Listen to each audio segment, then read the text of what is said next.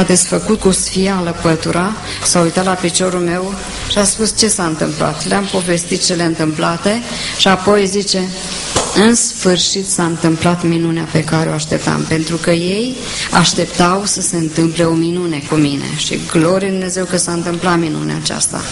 Apoi au ieșit afară și după 10 minute, ceea ce vă spun sunt cuvintele doctorului Borzan, care mi-au spus așa: măi fată, dă slavă lui Dumnezeu și mulțumește lui Dumnezeu, pentru că atunci când Dumnezeu operează nu lasă urme. Și eu astăzi trebuia să-ți fac 3 operații și toate 3 în același timp.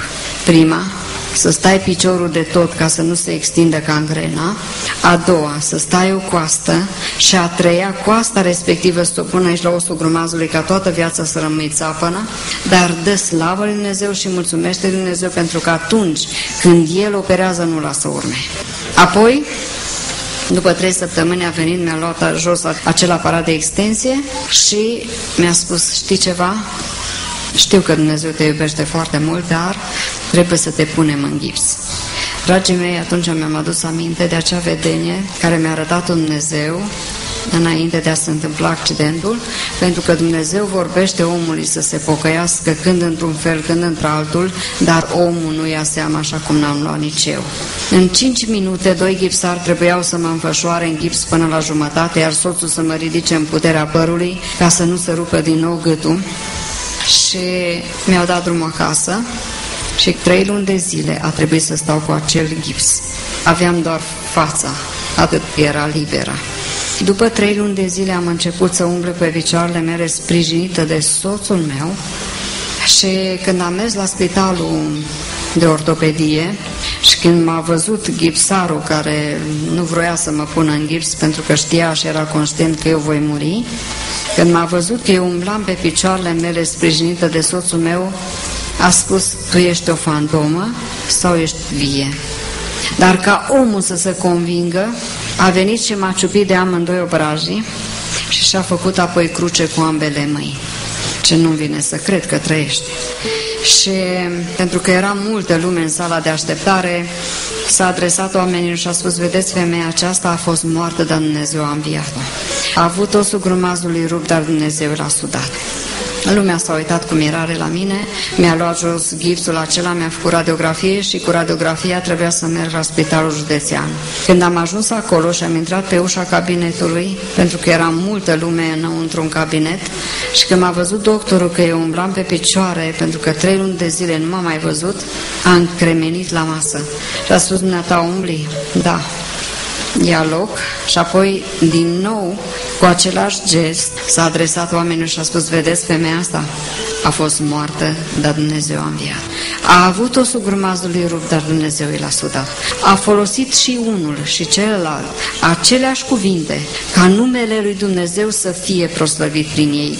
Apoi, din nou, tot aceeași mână, toată lumea avea ce avea cu mine și își îndrepta mâna spre mine și mi-a spus așa: fii atent la mine, eu nu-ți spun, dar îți poruncesc toată viața cât trăiești de acum încolo să-i mulțumești lui Dumnezeu, pentru că El a făcut vindecare. Eu n-am făcut altceva decât te-am pus în extensie și în gips, dar Dumnezeu te-a vindecat. Dar toată viața ta. Iar soțului meu i-a spus: tu să-i mulțumești lui Dumnezeu că ai soție și mamă la fată. Dar m-ați înțeles? Toată viața voastră. Și pentru că de 21 de ani sunt în pensie de boală și trebuie să merg periodic la control, cu aceste cuvinte ne întâmpinăm. Tu mai mulțumești Dumnezeu sau l-ai uitat, cum au obicei oamenii? Și întotdeauna îi spun: domn doctor, niciodată eu nu pot să uit binefacerile Dumnezeului meu. Mai mult ca atât, mi-am predat viața în mâna lui Dumnezeu și sunt copilul lui Dumnezeu, iar El îmi este tată și dau slavă lui Dumnezeu pentru aceasta. Și întotdeauna mă felicită pentru că, într-adevăr, sunt oameni care îl slujesc pe Dumnezeu. Și aceasta este una din experiențele minunate care le-a făcut Dumnezeu în viața mea. A doua, în 86, tot așa mergând în misiune prin țară, am ajuns în Cluj și acolo am făcut o criză și a trebuit să fiu dusă de urgență la spital. Și când am ajuns acolo a trebuit să-mi facă o operație de urgență în care trebuia să-mi scoată mai mult de 3 sferturi din stomac și fierea amândouă odată. Dacă nu făcea atunci operația, aș fi murit, dar Dumnezeu n-a îngăduit, pentru că trebuia astăzi să fim aici, glorie lui Dumnezeu. Și când mi-a făcut acea operație în timpul a aproape 6 ore, am văzut mâinile Domnului Iisus care au operat și le-am spus doctorilor exact cum s-a întâmplat și în același timp a și vindecat rana și am stat cu 8 tuburi în mine, 8 zile în salonul de reanimare și 2 zile în salon, în total 10 zile și mi-a dat drumul acasă, pentru că Dumnezeu a vrut pe vremea aceea, în 86, să le dovedească și doctorilor din Cluj că există Dumnezeu și Dumnezeu mai face minuni, slăvit să fie Dumnezeu. O a treia experiență, Dumnezeu m-a încredințat să am o moarte clinică în care să fiu transportată, după ce mi-am văzut trupul aici jos, să fiu transportată acolo unde a spus Domnul Iisus, eu mă duc la Tatăl să vă pregătesc un loc, acolo unde sunt eu, să fiți și voi. Nu vă pot explica în limbaj omenesc ce frumuseți ne așteaptă acolo și cât de frumos este acolo, pentru că nu mai vrei să pleci de acolo. Dar, și aceasta este condiționat, numai cei cu inima curată îl pot vedea pe Dumnezeu și pot să fie acolo în împărăția lui Dumnezeu. Și aș dori, dragii mei, dacă n-am făcut voia Lui, să ne cercetăm pe fiecare, noi să intrăm în interiorul nostru și să ne schimbăm viața și să ne întoarcem cu adevărat la Dumnezeu, pentru că vă spun că nimic întinat și spurcat nu va intra în împărăția lui Dumnezeu. Când l-am văzut pe Domnul Iisus în mulțimea aceea mare unde se cânta, eu nu mai vreau să vin înapoi, dar Domnul a spus, trebuie să te întorci înapoi pe pământ, pentru că nu ți-ai terminat misiunea. Și vă spun că revenirea pe pământ a fost îngrozitor de dureroasă. Întâmpinându-l pe doctor cu mâna lui pe pulsul meu, și când eu m-am trezit, am spus, dar de ce m-ați mai adus înapoi? Pentru că e așa de frumos acolo. Dar Dumnezeu a îngăduit aceasta ca să fie o confirmare pentru doctor că, într-adevăr, Dumnezeu ne-a pregătit un loc minunat. Apoi Dumnezeu a mai îngăduit încă o experiență anul trecut.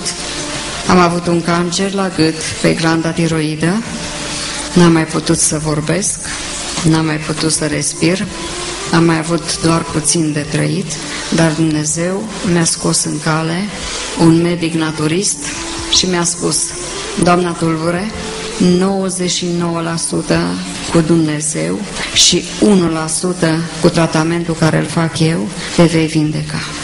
Dacă nu crezi în puterea lui Dumnezeu, n-are rost să încep tratament. 9 luni de zile am făcut un tratament foarte strict și foarte sever și dau slavă lui Dumnezeu că El vindecă și cancerul. Dragii mei, aș dori din tot sufletul meu ca să ne putem întâlni acolo în slavă cu Domnul Iisus și El să ne ajute așa cum suntem acum aici, să ne putem întâlni cu El. Amin.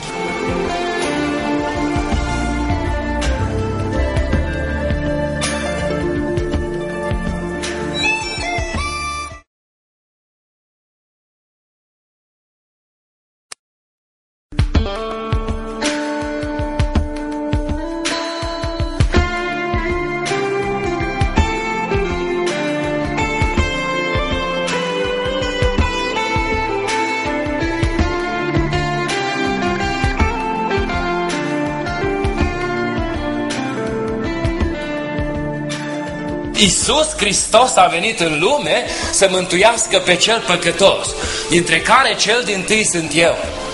În mașina care ne transporta de la locul accidentului la Timișoara, soția mi-a zis, este că dacă Dumnezeu mă vindecă, noi ne pocăim.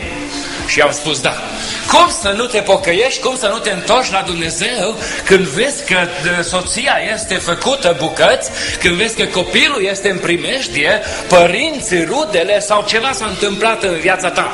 Ești în stare până să-i promiți chiar și lui Dumnezeu că te întorci la El. Dar numai fals, de fapt, pentru că oamenii fac atâtea promisiuni pe pământul acesta și nu se țin de ele așa cum am făcut și eu. Ce știam eu despre pocăință? Știam că sunt oameni inculți, știam că sunt undeva la periferia societății, știam că fac lucruri urâte, știam că nu au nicio valoare în societatea în care trăim noi. Toate aceste lucruri știam eu